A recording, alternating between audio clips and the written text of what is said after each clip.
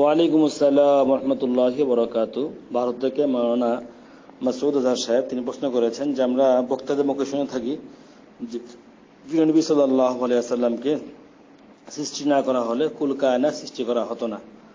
তো এই যে এই কথাটা যে যদি প্রিয় নবী সাল্লাল্লাহু আলাইহি ওয়াসাল্লাম নাই হতো তাহলে এটা কতটুকু সহি কথা, এটা বিস্তারিত আলোচনা করলে ভালো হয়। বিসমিল্লাহির রহমানির রহিম, আল জাওয়াব বিল্লাহিত তৌফিক। এবং আমাদের একটা কবিতা আমরা শুনতে পাই, তুমি যে নূরের রবি,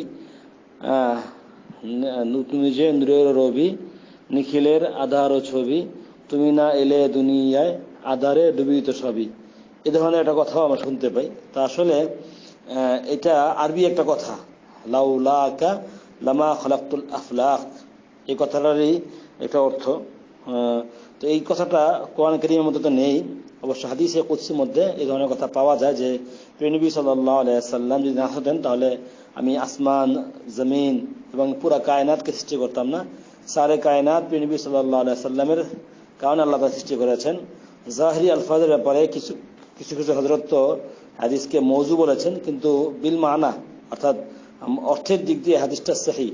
মওযুআতে কবীর মুহাম্মদ আলী রাহমাতুল্লাহ লিখেছেন, লাউলাকা লামা খালাকতুল আফলাক قال السغاني إنه موضوع كذا في الخلاصة لكن معناه صحيح. فقد روى الديلمي عن ابن عباس رضي الله عنهما مرفوعا أتاني جبريل فقال يا محمد لولاك لما خلقت الجنة ولولاك لما خلقت النار. وفي رواية ابن عساكر لولاك ما خلقت الدنيا. شرح بخاري بن شهاب الدين أحمد قسطلاني رحمة الله عليه شرح مواهب اللدنية مدلق করেছেন যে لولاه أي محمد ما خلقتك خطاب إلى آدم ولا خلقت سماء ولا أرضا. এমনিভাবে এই কিতাব মাওয়াহিবুল লাদুনিয়ার মধ্যে আছে কাব আহবার রাহিমাহুল্লাহর কওল বিদ্যমান রয়েছে যে কাব আহবার তাওরাত ইনজিলের অনেক বড় আলিম ছিলেন এবং কোরআন হাদিসের অনেক বিশেষজ্ঞ ছিলেন।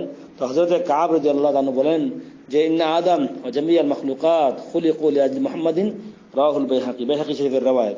ইবনে শুত্তিমের মধ্যে হযরত মাওলানা আশরাফ আলী থানভী রাহমাতুল্লাহ আলাইহি سيدنا عمر بن الخطاب رضي الله عنه رواية عن عمر بن الخطاب رضي الله عنه قال قال النبي صلى الله عليه وسلم قال الله تعالى لآدم يا آدم لولا محمد ما خلقتك. رواه الحاكم وصححه البيهقي والطبراني. رواه الحاكم.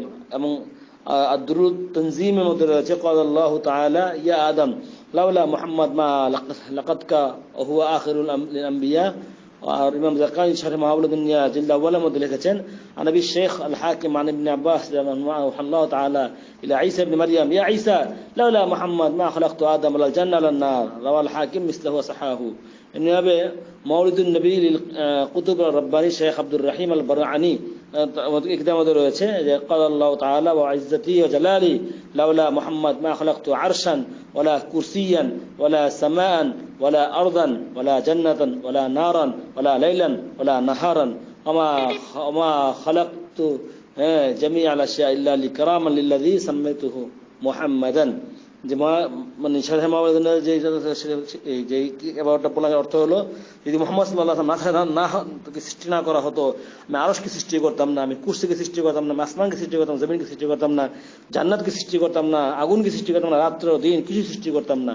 তাহলে বোঝা গেল যে তুমি যা এলে দুনিয়ায় আধারে ডুবিত সবই, এই কথার যে অর্থ রয়েছে এটা সত্য। বাদ বাকি লাউলাকা লামা খালাকতুল আফলাক যে হাদিসের শব্দগুলো রয়েছে এই শব্দগুলোর মওযুআতের উপর কেউ কেউ কালাম করেছে। অতএব হাদিস সহিহ, হাদিস সত্য, এতে করে পেরেশানি কিছু নেই। আশা করি বুঝতে পারবেন। আসসালামু আলাইকুম।